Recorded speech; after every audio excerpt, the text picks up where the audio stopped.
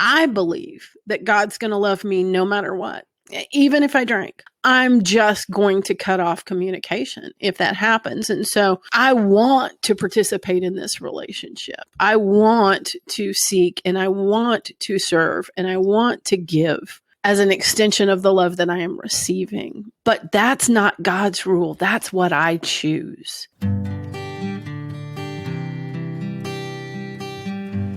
Well, hello, friends of Bill W. and other friends. You have landed on Sober Speak. My name is John M. I am an alcoholic, and we are glad you are all here, especially newcomers. Newcomers, that is, both to recovery as a whole and newcomers to this podcast. Sober Speak is a podcast about recovery centered around the 12 steps of Alcoholics Anonymous. My job here on Sober Speak is simple. My job is to provide a platform to the amazing stories of recovery all around us. Consider Sober Speak, if you will, your meeting between meetings.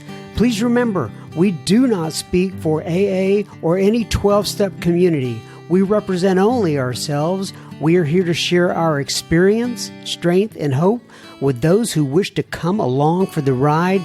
Take what you want and leave the rest at the curb for the trash man to pick up. Hear ye, hear ye.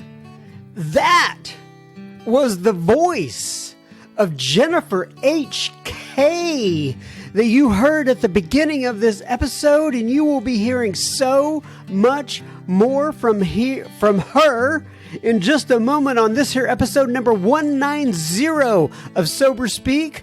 But first things first. By the way, did you like my hear ye, hear ye? I'm feeling a little old English-ish. Wait a second. No, that's too many ishes. I'm feeling a little old English-like here today, so I just thought I'd throw out some old English terminology. Doth you know what I mean? Do I have that right? I have no idea. But anyway, first things first, this episode is brought to you by Joel and Joshua and Susan and Mr. Anonymous. Do you know what Joel and Joshua and Susan and Anonymous did? Well, let me tell you, they went to our website, soberspeak.com. They clicked on the little PayPal tab and they made a contribution. Thank you so much, Joel and Joshua and Susan and Mr. Anonymous. This episode is coming right out to you. You know, sometimes when I'm doing that right at the beginning, I feel like I'm doing the what do you call it? The reindeer thing where Santa's calling in his reindeer. Now Dasher on Cupid, on Donner, on Blixen, on Comet, whatever that was. I feel like I'm going through that list in my head, but nonetheless, we are muchas gracias to all of you, and we are glad you are here. I, John M., just another bozo on the bus, will indeed be the chairperson for this meeting between meetings, and I am truly honored and privileged to serve all of you listening in. So take a seat, if you so please, around this virtual table, and let's get started. Remember, no matter who you are or what your past looks like, you are welcome here. It is an open table, and we are glad, so happy that you have joined us today. I am going to go right into Jennifer H-K Part 2. And once again, if you didn't catch last week, or I'm saying once again, but I don't think I've said that yet thus far, but I'll probably say it on the beginning of this episode, actually interview with her. But nonetheless, we had Jennifer H-K Part 1 last week. You can either listen to this one first, then go back and listen to that one, or you can go back and listen to that one and then come in and listen to this one. I'm not real picky, to tell you the truth. I think you're going to be able to benefit from Jennifer H.K. either way. But if you did listen to part 1, you will know that Jennifer has a wicked sense of humor, but we are going to get down to some more serious subject matter on this episode, even though we do talk about Jennifer's home bar again, which I love, and a term that Jennifer uses called alky logic. That is what us alcoholics have. I absolutely love that term.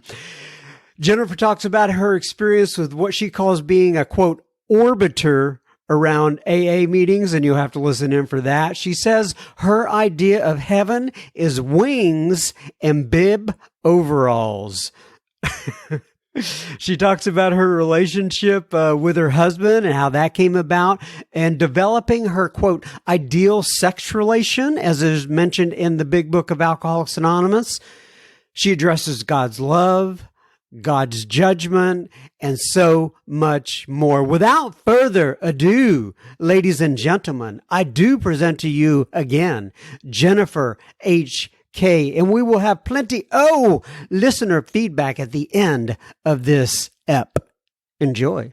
Okay, everybody, so we are back again with Miss Jennifer H-K.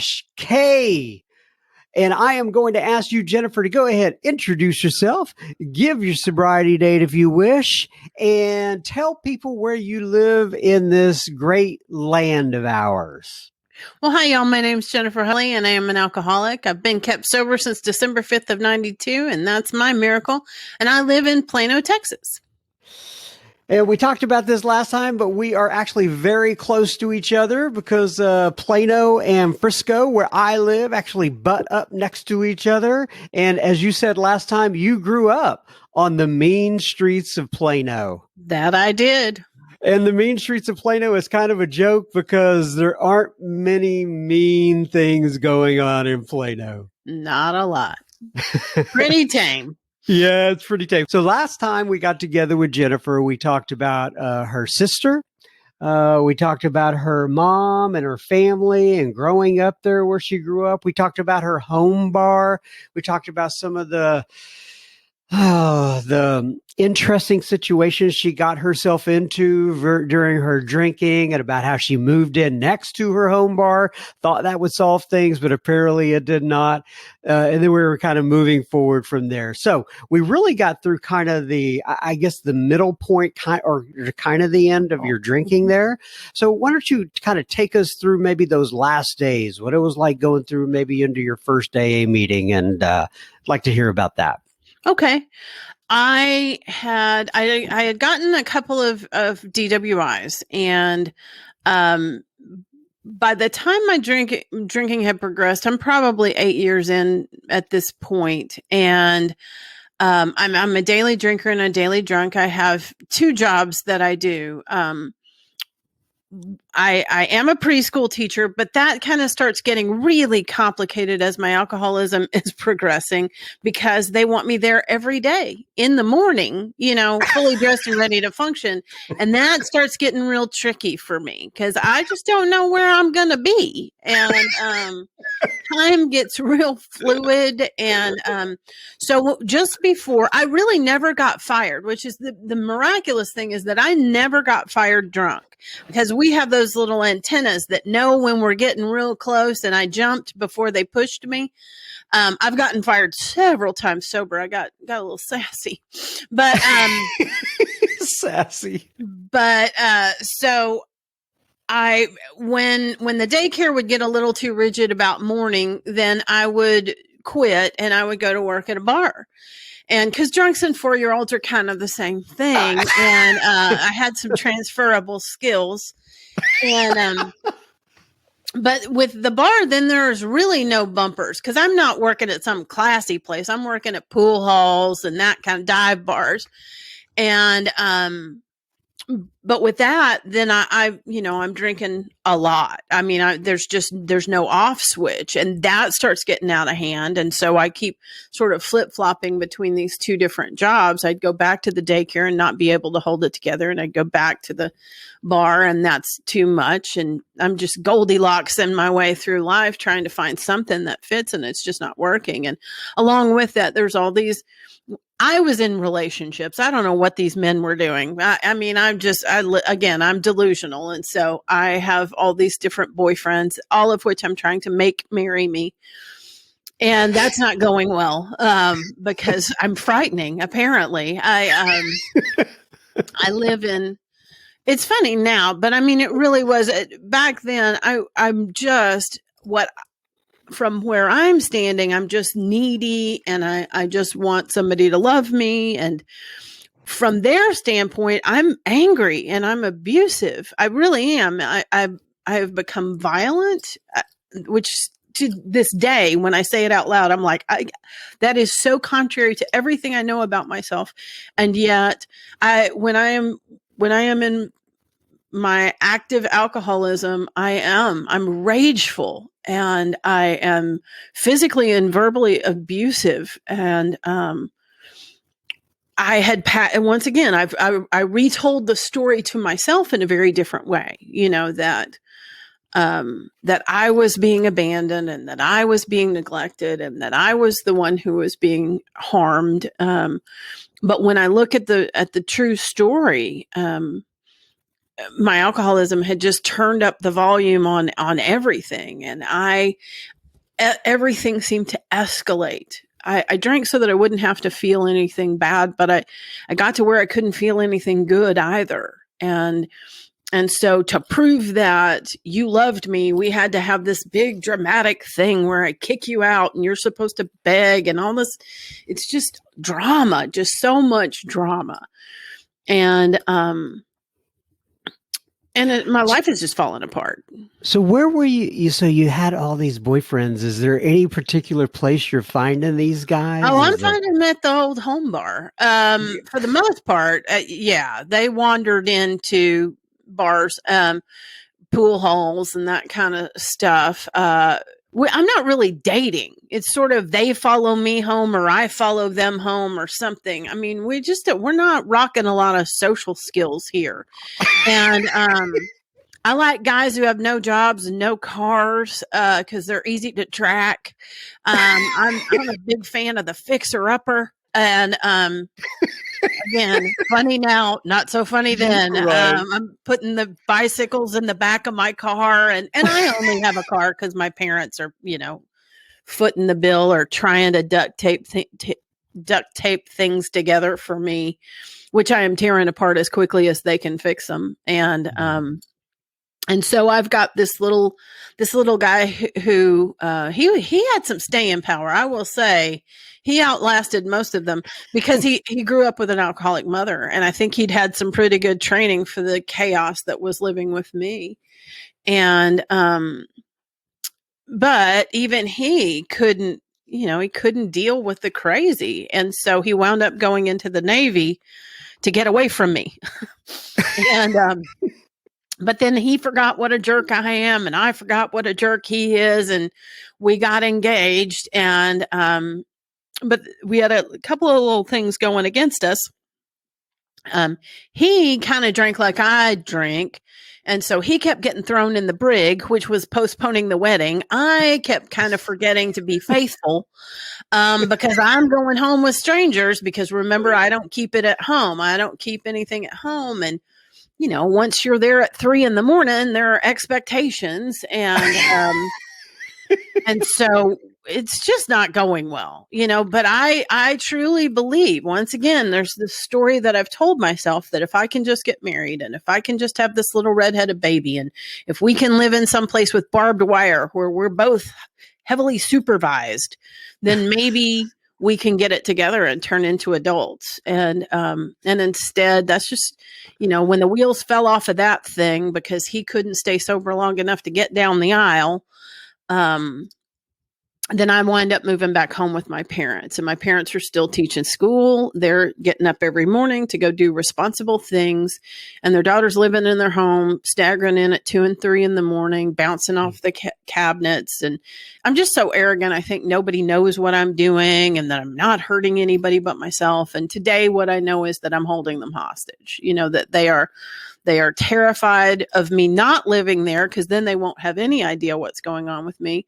But they don't want to say anything, because then I might storm off. And the things that we do to our families, it's just mind blowing that I think I'm pulling something off, because that they're watching me die. I mean, that I am no longer funny. I am no longer singing. I'm no longer joking around. I'm no longer fun to be around. I am completely erratic, and I may cry, or I may fight, or, or I may just disappear. But I am not the person they knew.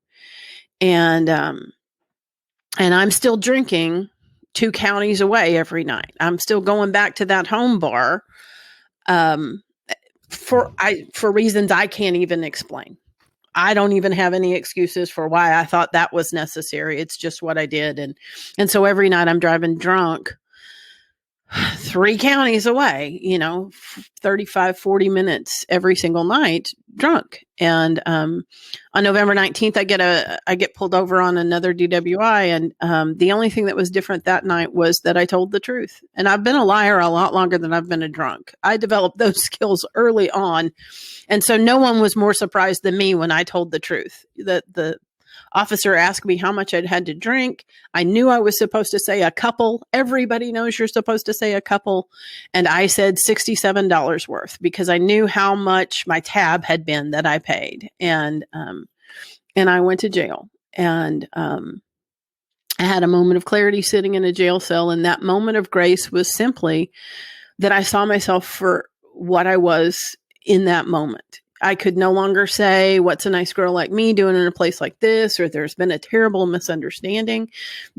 For me, this had just become a normal day at the office. I get drunk, I drive, and eventually I get caught. And I get caught knowing how much trouble I can be in if I get caught again. And I do it anyway.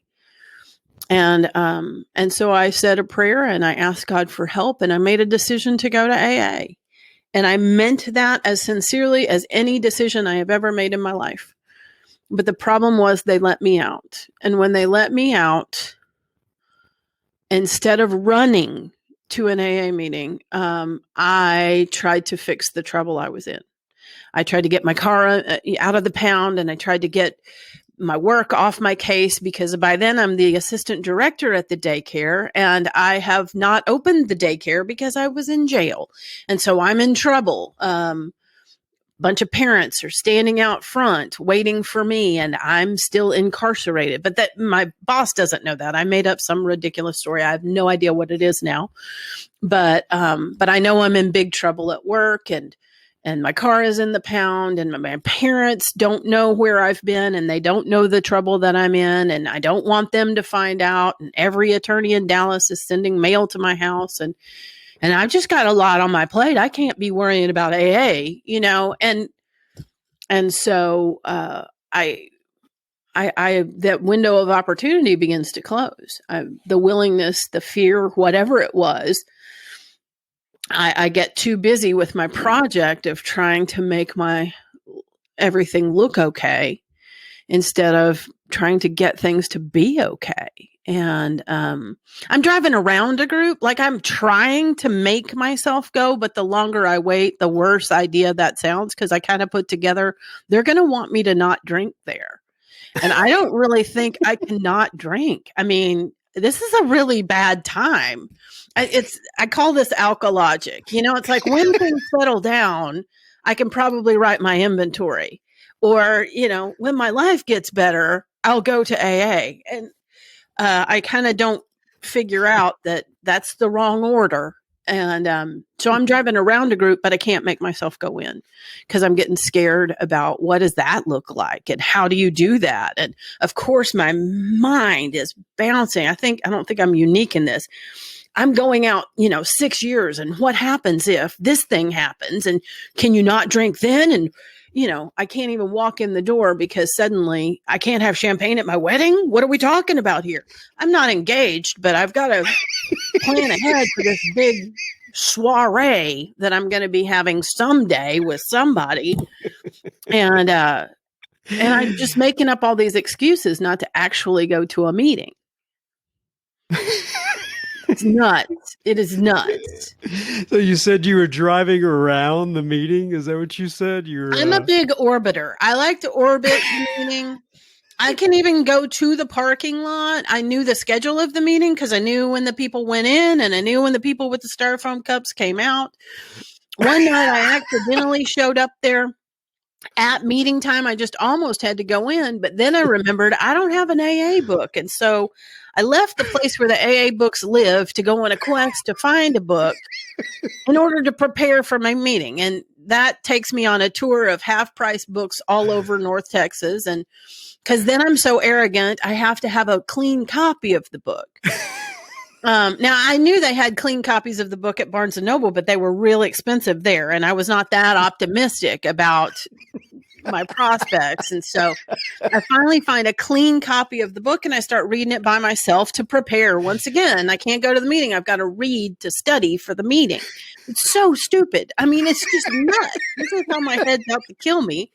And so I'm studying this book by myself. And that's when I got drunk. And, because I'm reading it alone and it seems like there's no good news.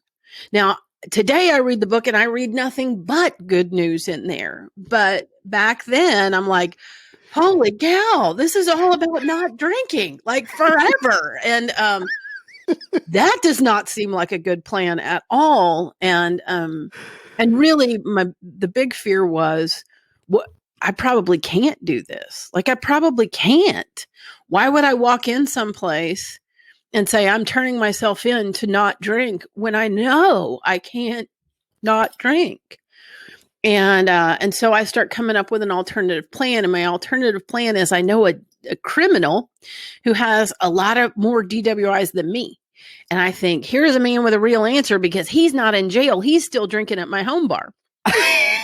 And I'm thinking, my attorney told me I was going to jail for a year. And this dude's got 8 DWIs and he's still drinking. So here's a man with a real answer. And I go to the bar to go talk to him. I'm not going to drink. I mean, of course I'm not going to drink. I'm not an idiot. And so I'm just going to go talk to my favorite criminal about how he's not in prison and see what he's got going on, because this seems like a workable plan. And instead what happens is that this criminal tells me he can afford to be the kind of drunk he is, but I can't afford to be the kind of drunk I am. And suddenly I'm having a real bad day because the worst drunk I know is in essence 12-stepping me. He's like, I think you need some help. And I'm really unhappy about this. I want to kick that guy right in the baby maker. But I cannot deny that he knows. Like, he knows how I drink and he knows how I think and he knows how I feel, and he thinks I have a problem. And the other thing that happens is that at some point there are drinks in front of me and at some point I drink them. And I don't remember making a decision because I probably didn't. I just picked it up and drank it. It's just automatic for somebody like me. If there is not something between me and that bright idea, I'll go with that bright idea every time. We will be continuing our conversation with Jennifer H-K in just a moment. Just a reminder, you're listening to Sober Speak. You can find us on the World Wide Web at soberspeak.com. There you can also find the donate button, which you can use if and only if the Spirit moves you to do such. Please keep in mind this is a podcast funded by you, the listener. Sober Speak is a self-supporting organization through our own contributions. We are not allied with any sect, denomination, politics, organization, or institution. We do not wish to engage in any controversy, neither endorse nor oppose any causes. Now, back to Miss Jennifer H.K. All right, Jennifer. So you've gone back to the home bar. You asked for some business advice, if you will, or some legal advice. Yeah, legal advice from my a counsel. Criminal. Yeah, your counsel. You didn't get the answer you were hoping for. So take me from there, please. So I drank against my will. And once again, here's another one of those inklings that lead me to a clue, which is I will drink knowing it's a terrible idea to drink. I will know how much trouble I could be in, how dangerous this is, and I'll drink anyway. And it terrified me that I did, I was around alcohol for I don't know, 25 minutes and I'm drunk again. And that's when I got serious about going to AA. And so on November 19th, no, it was December 4th, November 19th when I got the felony DWI. On December 4th, I walked into the Plano group and I sat where the newcomer loves to sit. I sat as close to the door as humanly possible.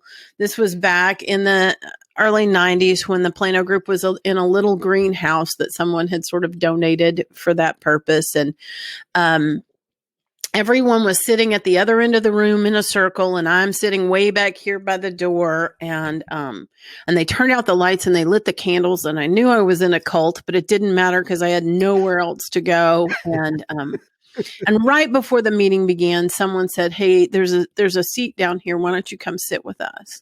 And I really believe that my recovery began when I gave up the seat that I had chosen and I started taking suggestions from the members of Alcoholics Anonymous. They asked me to move to a different chair and I moved. And I think that's really when it starts to happen for all of us, is when I am open to an idea. I don't have to understand that it's going to work or if it's going to work or how it's going to work. I just need to know my way doesn't. And so I sit down in that circle and those people begin to share, and I don't know what they're talking about. I mean, I think I'd probably been to 2 meetings in 10 years because of counselors or whatever that had suggested I go. But I didn't pay any attention. I didn't want to catch anything there. This is the first time I'm really here because I think I might need to be. And even with that, I'm not entirely sure. I mean, I know that I'm in trouble. And really, my motives in being in AA at that moment was I knew that the possibility was strong that I was going to get sentenced to AA, that the judge was going to make me go. And I thought it would look better if I went on my own accord before they suggested I had a problem. Like I could wink, wink, decide that I saw this and understood. And which is not really what I thought at all. But I walked in there and these people were really nice to me. They were really kind. And that's really how God's love showed up for me in the beginning, was just the kindness of the members. They were excited to see me, and I was nothing to be excited about. I had these sweats on that I had bought in the men's department of Walmart. I had short hair, no makeup. I wore a ball cap and boy shoes. They didn't know what it was, but it wept a lot. And I had nothing to offer anyone. And yet these people were tremendously nice to me. And they kept saying things like, "You're the most important person here," which I love. But then they followed it up with, "Because you remind us of where we never want to be again." And I thought, wait a minute, that's not nice. But I'm not hearing anything that I can really hang on to. I know that you're nice and I know that you're kind and I know that you're excited to see me, but I'm looking for a solution. And I don't even for sure know what's wrong with me. I know there's something wrong, but I don't really know what it is. And one of my big stumbling blocks was that I didn't grow up in an alcoholic home. No one else in my family that I knew of. Now, I've learned since there's alcoholism all up and down the tree, but they didn't talk about it because both sides of my family are religious. And so it was sort of hidden and in the closets and in the pantry and on the weekends and that kind of thing. And so I didn't know about that. But I also didn't understand what alcoholism is. And so about halfway through the meeting, this man began to share, and he had on bib overalls, which is not significant to anyone but me. I have this thing for bib overalls. I'm convinced that in heaven, we're all getting wings and bib overalls because they're the most comfortable things in the whole world. And so he's wearing these overalls, and he looks like he's had a drink. Not today, but at some point, because the rest of the people in the room were very clean and shiny, and they looked like they drank juice or milk or something. And they did not look like the people I drank with. But at least this guy, he had a big long beard, and he had a camo fishing cap, and he just had on a costume that looked like something that might show up at one of my bars. And he said, "I didn't know I was an alcoholic. I just thought I was thirsty." And I'm thinking, finally, I understand this guy. And he said, "But my problem is the more I drink, the thirstier I get. And it begins with the very first drink." And as he said that, something clicked for me because I had been trying to solve this mystery as a bar drinker. Like, why can some people walk into a bar and have one drink, maybe two? They'll have a kamikaze on their birthday and then they go home. And I have one drink, maybe two, and I'm off to the races. And I can't tell you how much I'm going to have. And I can't tell you where I'm going to wind up. And I can't tell you when it's going to be over. And I can't tell you how many people I'm going to hurt or what I'm going to steal or what kind of lies I'm going to tell. And why can they do that and I can't? And Jean explained it in a perfect way. The more I drink, the thirstier I get. It begins with the very first drink. And so for a drunk like me, the whole ball game is, how do you not take that first drink? And he began to go into how he did that. And it was by getting a spiritual advisor, which we call a sponsor. I was really thankful that he explained what that was. And he said, he took these 12 spiritual principles, the steps, and they went through those together. And somewhere in that process, he developed a relationship with a higher power that he called God. And that when he got that relationship with God, he hadn't had to take a first drink, and he said he hadn't been thirsty in a real long time. And that made sense to me. I didn't know. My journey in AA has been a whole lot of, I don't know if I can do it, but I know somebody like me can do it. I don't know if I can stay sober, but somebody like me can stay sober. I don't know if I can make it this long, but somebody like me can make it this long. And as he began to explain, I thought, oh, okay, so at least there's a possibility. I know there's a name for it, and I have identified that's what happens to me. That's why I can't walk into the bar and say I'm leaving at 8:25 and get up and leave at 8:25. Alcohol has the power. As soon as it's in my body, it becomes the power in my life, and it will make every decision it chooses to on where I go, what I do, what I spend, who I hurt, what lies I need to tell, all of it. And so I've heard you talk about before when you said something about the time. It made me think about that example you would give, that some people can actually watch their watch and do what it says. Can you go through that? Absolutely. Some people go into a bar and they have one drink, maybe two, and then they look at their watch and the watch says it's time to go home, and they go home. And they'll say, oh, look at the time. Mama's got dinner waiting on me. And I would think, why would you do that? We have pretzels here, because I thought of the bar as my home. My home was the place I slept, but the bar was really home base. And one drink, maybe two. And some other guy would say, well, oh, I've got to go. Look at the time. The game's about to start. And that's when I turn into the flight attendant. I point out there are TVs here, here, and here. Why would you do that? And my question changes, because I'm a daily drinker and a daily drunk. My question changes from why would you do that to how do you do that? Because I can't do that and I don't know why. And it's because of this phenomenon of craving that at a cellular level, I cannot change. I can't make a decision to be different. I can't make rules that will change that. It is something that I don't have this power, and thus I've got to find a power that can help me, because there's no way that on my own I won't do what I did that night that I had no intention of drinking. I'll pick up a drink anyway. It makes me nuts when somebody like I sponsor will say, well, I have no intention of drinking today. I can go to the bar. I have no intention. I don't know about you, but I've accidentally gotten drunk many, many times. I don't have to intend to. I don't have to want to. I don't have to plan to. I will drink because that's as natural as breathing for me. What's different is when there's this power added that will be my defense when I don't have one. So I do have a question for you. It's a little off track here. I'm looking behind you, and basically what I think I see is a picture of you and your husband back there.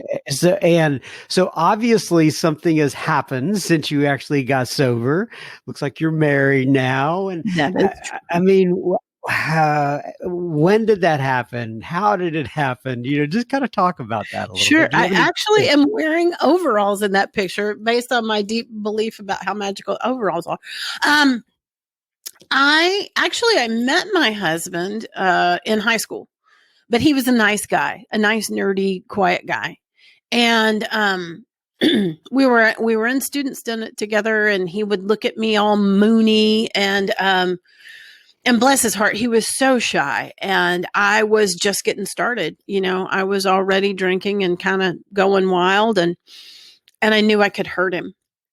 And so I come into AA, and as soon as I start working those steps and I start getting sober, I'm ready for a husband. I've told you my plan. I've got this plan, and so I am hot and heavy looking for a husband in AA. I don't want to fool around. I don't want to date. I don't want to be promiscuous. I mean, I knew I couldn't stay sober if I acted that way. I knew I couldn't bring that barroom behavior into Alcoholics Anonymous. And so I really did. I wanted to date. I wanted that kind of thing. And it was painful because I hadn't grown up much. I had developed most of my social skills in a bar, and so had most of the guys I was running around with.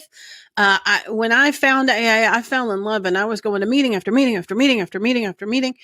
And then after a certain point, I was doing a whole lot of talking. I was driving all over the Metroplex, talking and thinking I was going to find him there. And I didn't have any sense of really who I was or what really belonged in my life. And so, I dated a lot of different people, and it just didn't work out, in part because I was coming from this place of fear and need. And so I wasn't making good decisions because it was based on just this fear of being alone more than what can I bring to the party, that kind of thing. And so I went through a long period of time where I wasn't seeing anybody, and it just sort of got down to me and God. The pain of doing things the way that I had been doing it got so great that I just told my sponsor, okay, I want to learn how to date like a sane human being. And if I don't think it's God's will, then I'm not going to continue to do this. This is too painful. And so I began to work on a sane and sound sex ideal, which is from our book. I don't know that everybody does that, but I certainly did. And I want to go into that just a little bit because it was such an important part of my story. I had gotten my heart broken pretty badly in AA, and I had fallen in love with the one, and and then he didn't want to live happily ever after with me, and it was really painful, and so I went to a sponsor, and we began to take a look at what my standards were, and what we discovered was my standards were, you like me, check, good enough. And so we kind of had to work on that. And so after each relationship, I would do some writing about what I liked, what I appreciated, what I learned. And so I was to write about what kind of person I thought God would have in my life, what God would choose for me. And then I was also to look at, am I that kind of person? And so we looked at character, and we looked at, am I fully self-supporting? And we looked at being evenly yoked. And with each relationship, I now can say every relationship I had in sobriety was a success because I learned something I could not have learned any other way. There's only so much writing you can do. There are other things where I had to figure out, this is important to me. This isn't. This is a priority. This isn't. And so I finally got to this spot where I really was okay with my life sober and single. All of a sudden I had this big shift. And so instead of looking at my life as lack, I don't have children, and I don't have a husband, and I don't have a home, and I don't have, just have these apartments and the, crazy sponsees and whatever else. I started seeing it as abundance. I started looking at my life going, look at all this freedom I have. I can go off anytime I want to. I can spend my money however I choose to. I am never alone if I don't want to be. I have people in my life coming out the wazoo. There's this life, this big full life, and nothing is missing. I don't need anybody to fill some spot because I am loved enough and I get to love enough. And what a glorious place to be, because then I'm not making choices based on fear. And right before I turned 40, this guy that I knew from high school reached out to me on MySpace, because we're real cool like that. Throughout our story, we had been really close to each other. We went to high school together. We went to the same college. At one point, while I was sober, we were living in apartment complexes literally across the street from each other. I would go walking every morning. I would walk around a restaurant where he was a chef. I had no idea he was inside. It wasn't until he was in Colorado and I was back here in Plano that he reached out to me on MySpace, and we began to talk. And I think initially he just kind of wanted to see what was going on with me. He found out I was single. I found out he was single, but it was very Victorian. We sort of courted each other. He would send me emails. We didn't talk on the phone at all.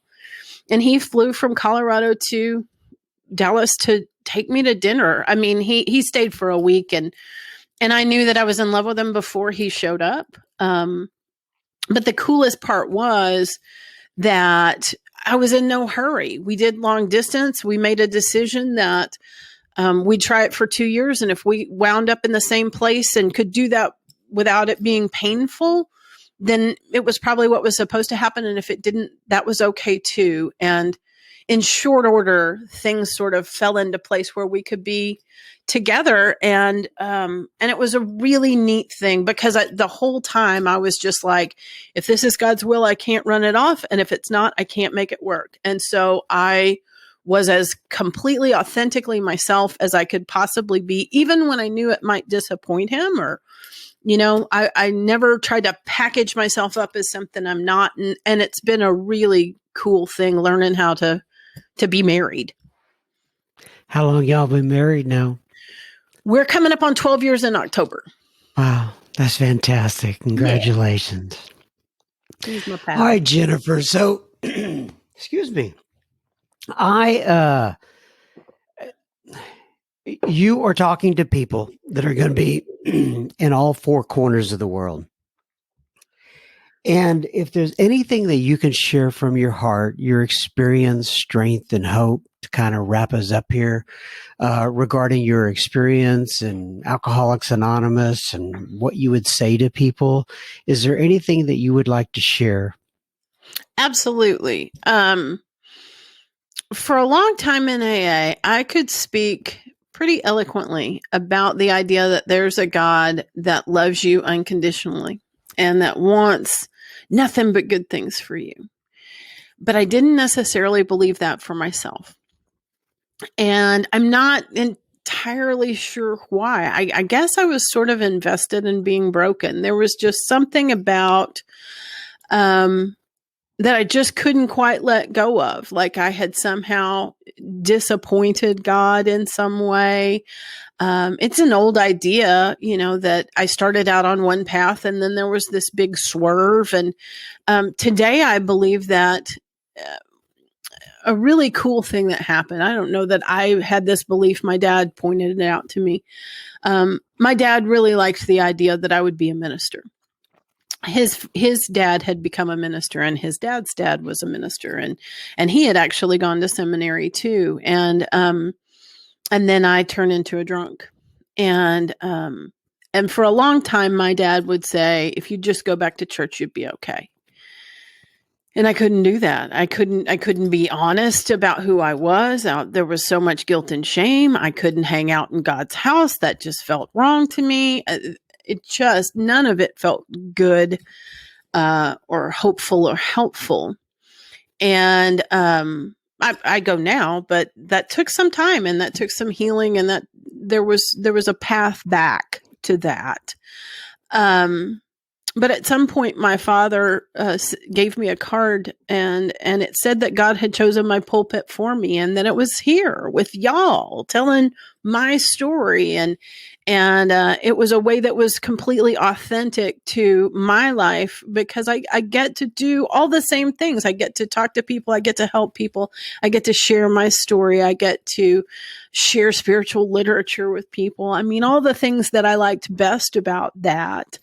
I get to do here, and I get to do it with my people, completely my people. And I don't have to edit anything or pretend to be anything other than what I am. But for a long time, I'm wandering through knowing that God absolutely will provide for you, and that God absolutely does love you, and but I don't have a God that I believe feels that way about me. And I didn't know I was going to say this. And so I'm wandering through life, and I know that I'm struggling with self-esteem, and I know that I'm making decisions and choices based on fear and low self-esteem, but I don't know how to make it different. And so when I first did the second step for the very first time, I talked to a man and asked him about his concept of a higher power. And he said, I believe there's a God where nothing you can do can make him love you any less, and nothing you can ever do will make him love you any more.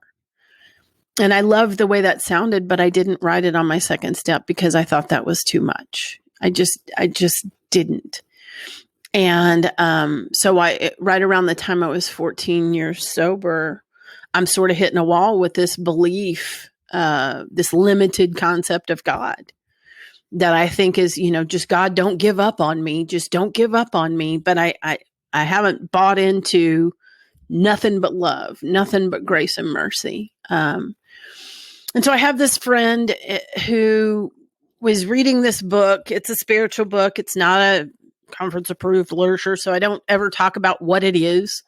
Because it doesn't matter when it's time for an awakening. God will use the phone book. We don't use phone books anymore, but whatever.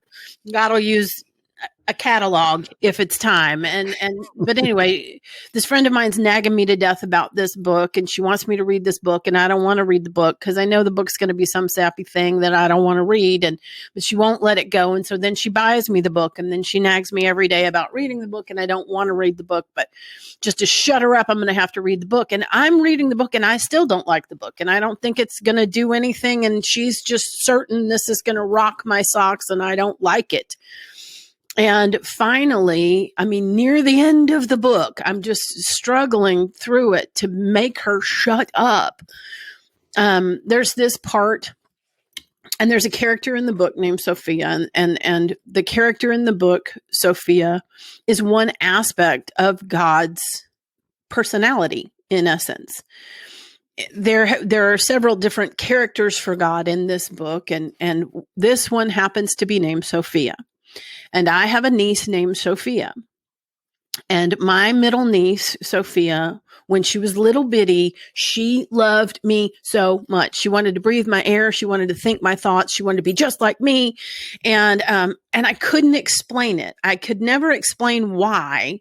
She just glommed onto me from the get-go, and we just had a special thing. And so I'm reading this book, and there's a Sophia there, and then there's the Sophia in my life, and I'm thinking about the two of them. And in the book, this character, Sophia, is God's judgment. And in my life, there is this Sophia who loves me unconditionally and inexplicably.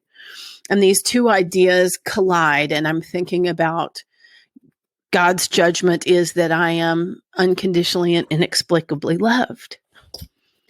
And this, my brain explodes, and God enters in a new way. And you would think that it would just be this, I'm crumbling or whatever, but instead I'm standing in my backyard and I'm sort of shouting at the sky like, okay, fine, you can just love me no matter what. I don't think this is going to go well for you, but fine, you can just love me. And I'm just going to walk through the world and pretend like there's a God that I cannot screw up with.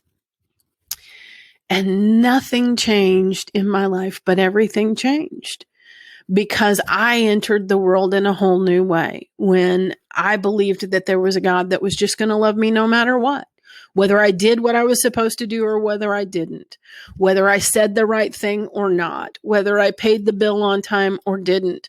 God was going to love me anyway.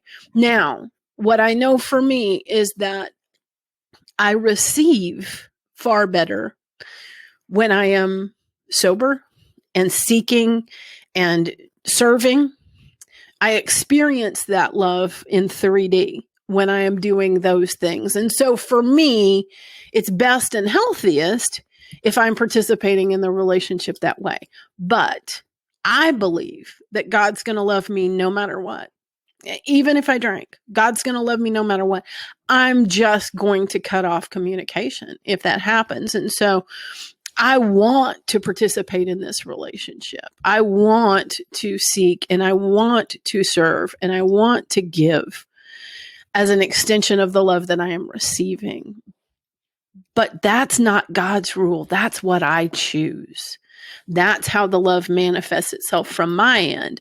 But I am so incredibly blessed that I got to meet that God with you guys and doing what we do. And I think it took every second of that time reading the book and going to meetings and saying prayers and listening to talks and all the things that we do so that my will could finally break and say, no, really, take all of me, good and bad. You can have it all. And I'm willing to go wherever you want me to go and do whatever you want me to do. And hopefully there's some love and service in that, and hopefully others benefit from it because it's the most joyful I've ever been. Thank you so much, Jennifer. I really appreciate it. And I know you're here spending time with me today and on our last session that we've had together. And you do this all the time. And I know you go on the road and do it. I know you do it a lot of Zoom meetings. And I'm eternally grateful that you came in here and spent some time with me. God bless you. I really appreciate it. Thank you. I'm going to read from page 164 out of the big book. It says, abandon yourself to God as you understand God. Admit your faults to Him and to your fellows. Clear away the wreckage of your past. Give freely of what you find and join us. We shall be with you in the fellowship of the Spirit, and you will surely meet some of us, like me and Miss Jennifer, as you trudge the road of happy destiny. May God bless you and keep you until then. Once again, Jennifer, thank you so much for your time. Again, I appreciate it. Thank you. It's been a treat. Jennifer H-K, once again, we appreciate your presence here on Sober Speak. It was an absolute pleasure spending time with you for a couple of different episodes. And if you're listening out there and you were positively impacted by Jennifer's last two episodes, please pause your device and share them with a friend or a family member. It may be just what they need today. Now, on to a little bit of a listener feedback for Ewans. And our first bit of feedback here is a voicemail that was actually left by someone named, and I think the name is Margie, if I'm not mistaken. And I'm going to let you listen to this and then I'll comment afterwards. Hey, John. My name is Margie, and I've got a bunch of sobriety, 30 plus years. And I'm new to podcasts, but I'm really disappointed in Sober Speak because I really want to hear the speakers.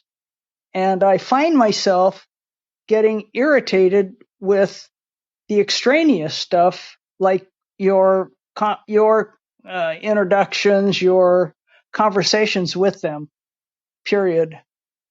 I don't know how, I know that's complaining. I'm sorry to be a bellyacher, but I just was frustrated. I'm frustrated. And you are doing a service for AA, there is no doubt. For alcoholics, and I thank you for that. Margie, thank you so much for your candid feedback. It is most appreciated. I don't consider it belly aching at all.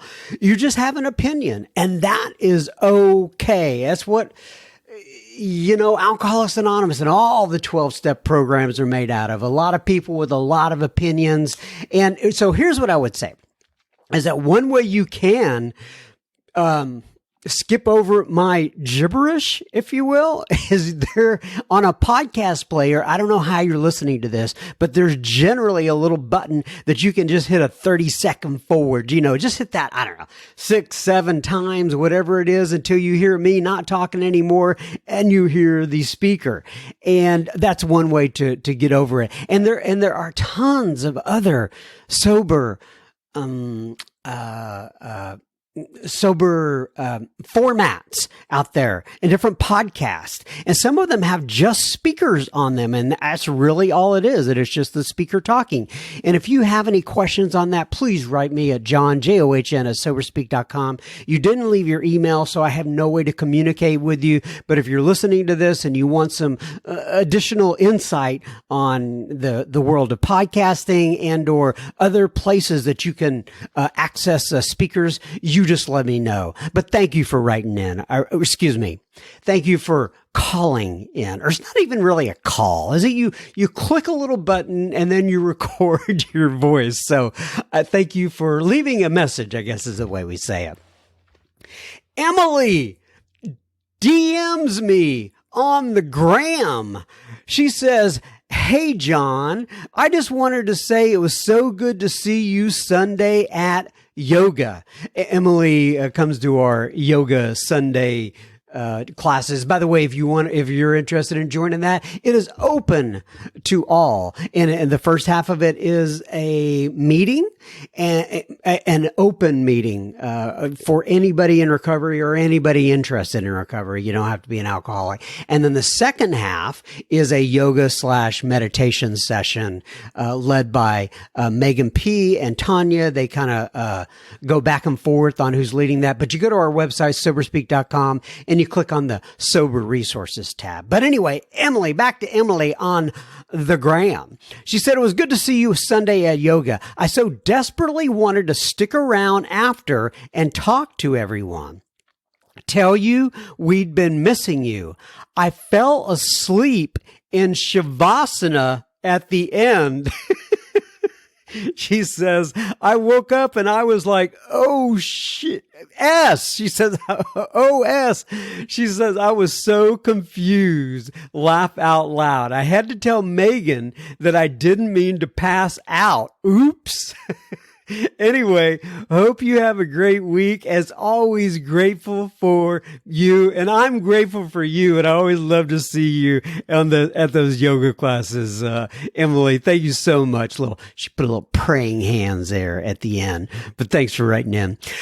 Chastity writes in and she says, "Hello, John at SoberSpeak." Well, hello, Chastity. She says, "I love the podcast. I also heard that you would be willing to send a list of speakers to those who might be available to speak. I'm from New Mexico, and our group could really benefit from hearing other speakers from other parts of the nation or world.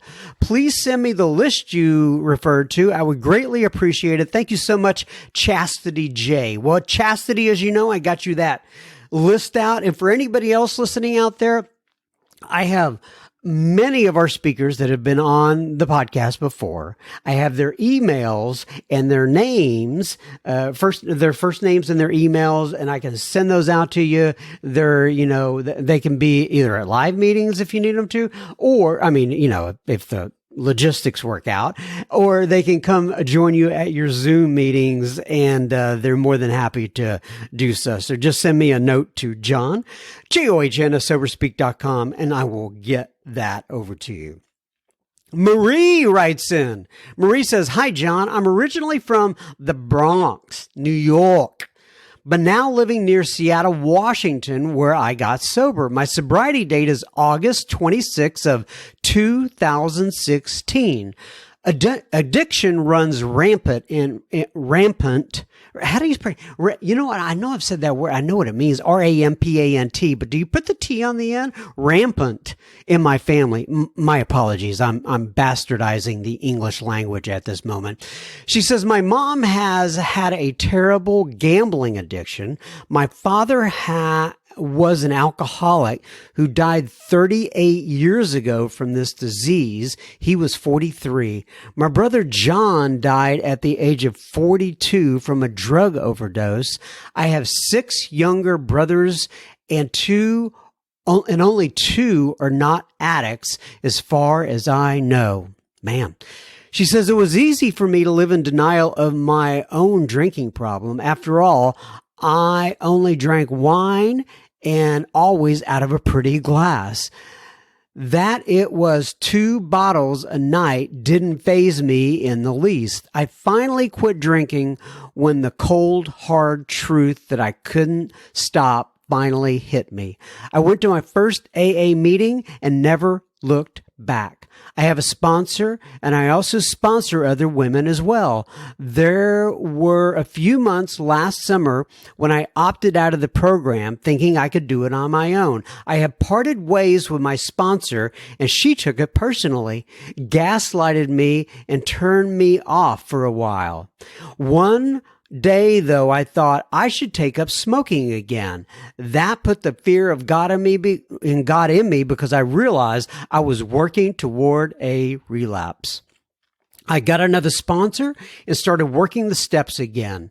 I was never into podcasts before, but I went looking for AA speakers when I came across Sober Speak. It was only a few weeks ago. I love June G's story. I also enjoyed Julia K, Matthew M, Tim H, and Steve L. I recommended Sober Speak to all my friends in recovery. I'm so grateful to have found you. Thank you for all you do, John. God bless you for your service.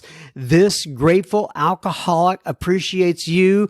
Big heart emoji, Marie L. Well, big heart emoji right back at you, Marie L. I so much appreciate you writing in. I'm so glad that we found each other. Robinson writes in, and the subject line was Tim H. episode. He says, hi, John. I really enjoyed the session with Tim H. I'm from Louisville, Kentucky, and currently live overseas. I am just getting sober, day 3, and have been in and out of the rooms over the last few years while away. I'm in Louisville this summer, and I'm looking to connect with some good AA. Do you know how I might be able to introduce myself to Tim H, even remotely? I realize anonymity is important, so I understand that if that is not possible. On another note, my father has a similar sobriety date to Tim, and he's from Louisville. Perhaps they know each other. Robbie B. Thanks for this podcast. It's a huge source of strength for me and many others. Robinson. Well, Robinson, as you know, I got you in touch with Tim H, and I hope you guys are able to hit it off and have a lasting friendship. And I'm so glad that I was able to hook you two up. Joel writes in, he says, hey, John, I found your podcast after listening to a bunch of Richard Rohr podcasts, and I got a little too spiritual and thus sliding on my AA program. Man, I would love to have Richard Rohr actually on my podcast. I hear a lot about him, and I know he's a fine man, and I've listened to a few of his podcasts as well. Nonetheless, Joel says there was a bunch of AA podcasts, but Sober Speak fit what I was looking for. I love listening. Matthew M and Tim H really resonated with me. I'm from Rome, Georgia, and Chattanooga, Tennessee as well. I split time between the dose. I said, why did I say dose? Anyway, it says the two. You know what I'm saying. The two. He says, I had been sober for only 5 years from 2005 to 2010, then relapsed a few years before deciding in 2018 that AA really just offers a great life. I just need to live it. Sober Speak helped me to realize that again. I love the enthusiasm everyone you interview has for AA. Please Keep the podcast coming. Joel J. With Joel J, the podcasts are a-coming. I've got several in the queue right now. I always say 1 week at a time, but you know what? So far, it's been a few weeks at a time, but thank you for writing in, Joel. Marie she actually posted this on Instagram, and it was regarding Tim H, the episode called Do the Stitches and Leave the Pattern Up to God. It's 2 or 3 back from this one. Marie says, I listened to this episode this morning and shared, quote, do the stitches and leave the pattern up to God with several friends and both my sponsees. It really resonated with me. One of the women I sponsored was confused about turning it over at the same time while having to take action. I think this simple quote sums it up. And this quote she's talking about is do the stitches and leave the pattern up to God. She says, as an avid, in quotes, hooker, and then she puts in parentheses, one who crochets, close parentheses. I love the metaphor, big smiley face. Well, Marie H., I'm glad you got a lot out of that, and I sent your sentiments on to Mr. Tim H. Remy writes in, he says, John, this is Remy, and I'm turning 33 and I live in Norway. I'm sober a bit over 3 years. Oh, another listener from Norway. So glad to hear from you, Remy. By the way, when I was out there, if you will, I do remember that I used to drink Remy Martin. And for those of you who don't know what Remy Martin is, it's a cognac. It's been a while since I drank it, but anyway, that came to mind. He says, I started AA to get my girlfriend back. Oh, gosh. Oh, how many times have I heard that? I got her back, but a year in and no real change. I was just dry and basically drunk. I was basically a dry drunk. So she ended things and I was left with 2 options. Luckily, I took the one that seems to be the right one. I found Sober Speak kind of randomly on Spotify. I was having a rough summer last year, and my sponsor suggested finding podcasts with the lack of physical meetings, and it worked. In some strange, weird way, it actually worked, and it got me enough clarity to go to one of the only physical meetings, even though it was a bit of a trek. And out of all of the episodes I've listened to, I kind of pick random ones here and there. The one that resonates with me the most is with Reno John. I would say he is the most, quote, helpful, if in lack of a better words for it. Well, Remy Martin, I know this. Well, who knows? You could be Remy M. You never can tell. But I'm not breaking your anonymity, at least on purpose. Remy from Norway, I am so glad you wrote in, and tell all of our friends out in Norway that we said hello.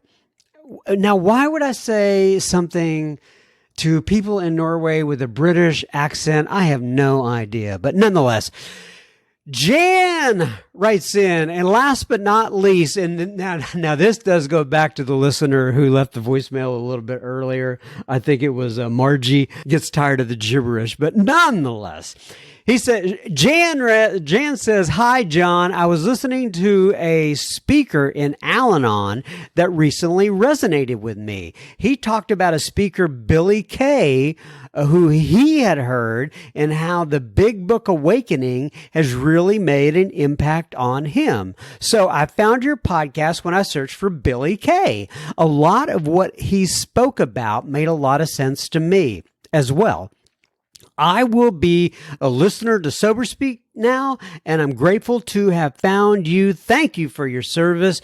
Jan in Lafayette, Colorado. Is it Lafayette or Lafayette? I think it's Lafayette, Colorado. Thanks for writing in, Jan. All right, everybody, that is the end of this here episode of Sober Speak. once again, we take this 1 week at a time. I will probably be back next week if I don't get hit by the proverbial bus or something like that. Keep coming back. It works if you work it. Thanks for listening in, everybody. I sure do appreciate you.